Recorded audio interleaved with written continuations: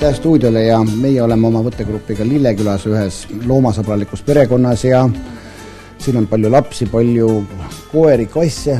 Miks see kass kräunub niimoodi? Kassil on väike jooksuaeg. Otsib kaaslast endale? Jaa. Kui palju sul üldse loomi on? No praegusel hetkel on 2 kassi ja 6 koera. Miks nii palju neid olema peab? Ei, neid ei ole palju, nad on väiksed. See aasta oli päris karm paljudele inimestele, et kuidas teie aasta möödus? Aasta möödus ikka töötähe all, aga nüüd aasta lõpus sain ka mina oma koondamisteate kätte, nii et... Aasta lõpp oli paha, kuidas edasi? Kas on mõni uus koht juba ehk silmapiiril? Ei, uut kohta veel ei ole, aga ma töötan ja otsin see. Meeleolu väga alla pole viinud? Ega ta vist nii alla ei ole viinud, jah, sest ikka on ju väike lootus. Jah, tõesti, paistab, et töökaotus ei suuda Ülle tuju rikkuda, vähemalt vana aasta viimasel päeval mitte. Üllel on näiteks hoopis hää meel, et nende pere suur lemmik Anna Sui just nüüd aasta lõpus kutsikad ilmale tõi. Põrandal kakerdavate karvakirade eest hoolitsemine viib mõtted mujale ja tulevik ei tundu enam nii tume ja lootusetu. Lisaks pakuvad lohutust ka pere peened kassipreilid. Kassil üldse pole tarvis 4 tuba, värvitelekat ja autoostu luba. Iga eestlane aga polegi maailma pisima koeratõu kutsikaid oma silmaga näinud. Siin pole ka midagi imestada, sest tegu pole teps mitte odavate kutsadega. Ülle lapselastel on aga vedanud. Nemad käivad Anna Sui beebidel vaata et iga päev külas ja võivad nendega mängida nii kaua, kui tahavad. Mulle meeldivad need loomad, kes siin on ja... On sul siin mõni lemmik ka või? Jaa, Kes? koerad. Milline neist kõik ei saa olla lemmikud või on kõik? Kõik. On nagu üks? Jah. Kui sa tuled, kas nii väike koer tunneb ära ka tulevad nad sülle kõik? Jaa. Reeglina on aga sellistele kutsadele nimede valimisega paras jama. Ülle pidi jupp aega oma peakest vaevama, aga tänaseks on ka selle raske tööga ühele poole saadud. Bianca Bella, Paila Paila, Black Diamond ja Barack Obama on uhketele karvakeradele igati väärilised nimed.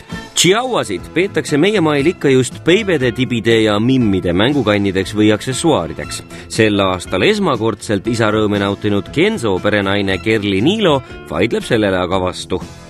Päris peibede koer ta kindlasti ole, et peibed ei võtaks endale sellist vastutust. Ta vajab võrdlemisi palju tähelepanu, et peab jälgima, et ta oma kondiks ära ei murraks ja ta lihtsalt vajab rohkem tähelepanu, kuna ta on seltsikoer. Tegemist on siis tõsise tööloomaga ja sa ei ole ka teps mitte peebe, vaid tõsine tööinimene on. Just. Ma vaatan ka, et künnalused mustad ja saaks ainult põllule. Täpselt. Põllutöö käib hommikust õhtuni. Pisike koeratõug annab vähe järglasi ja seetõttu on iga uue pesakonna sündimine omaette sündmuseks. Seepärast sai ka Anna Sui ja tema beebide juurde koju rajatud meie lemmiklooma aasta lõpu stuudio või kui soovite, siis Koera TV. Esimesed stuudiokülalised ongi sõbrad Eesti Loomakaitse Seltsist, sest vana aasta viimasel päeval tuleb teha lõppenud aastast kokkuvõte. Raske aasta oli, aga väga tegus. Pöördumisi oli küll väga palju, aga teisalt juhtus väga palju positiivset. Saime mitmele projektile rahastuse ja esmakordselt Eesti Loomakaitse Seltsi ajaloos tunnustati meid ka riigi poolt, oleme riigi eelarves. Ametlikke pöördumisi tegime 400, et võrreldes eelmise aastaga on seda 2 korda rohkem. Eelmine aasta 150.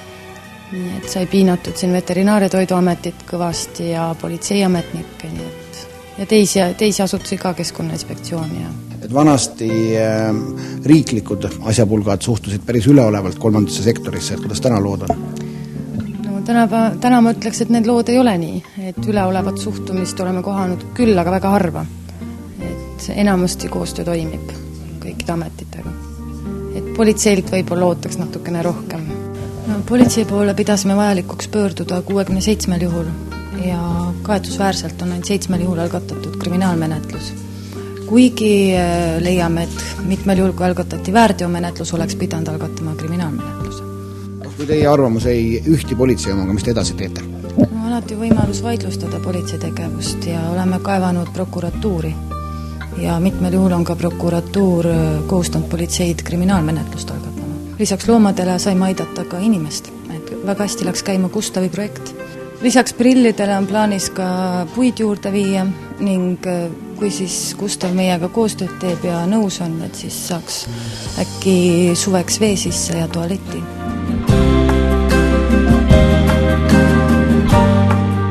Muide, ka koerad tõmbavad aasta lõpus otsad kokku ja meenutavad möödunud. Neid tuleb lihtsalt osata kuulata.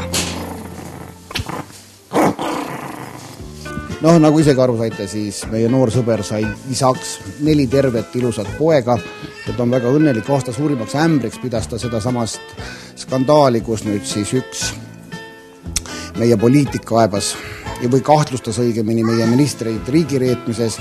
Kenso arust oleks täiesti paras lihtsalt nendele meestele hambad säärde lüüa ja sellega oleks asi lõppenud, aga eks poliitikud teevad ise, kuidas nad käituvad. Chihuahuadel on väga peen maitse ja nad armastavad ikka koos pererahvaga oma kõhukest täita. Kuigi poes on nende tarbeks saadaval ka spetsiaalne kuivtoit, siis enamasti söövad nad ikka kodus valmistatud delikatesse. Nagu isegi näete, on ka taskukoerad laua ääres oma koha sisse võtnud ja peremeestele ei anta võimalustki pelgalt omaette hääd paremat nosida. Head uut aastat! Head uut aastat! Teile, kelle sõprusest mööda minna ei saa. Vana aasta lõpuni on veel mõned tunnid aega ja mingu see aeg teil mõnusalt ja eks me omalt poolt ka soovime teile head uut aastat! Head uut aastat! Meie poolt kõik siis ja anname siis järje stuudile üle. Kelle sõprusest mööda minna ei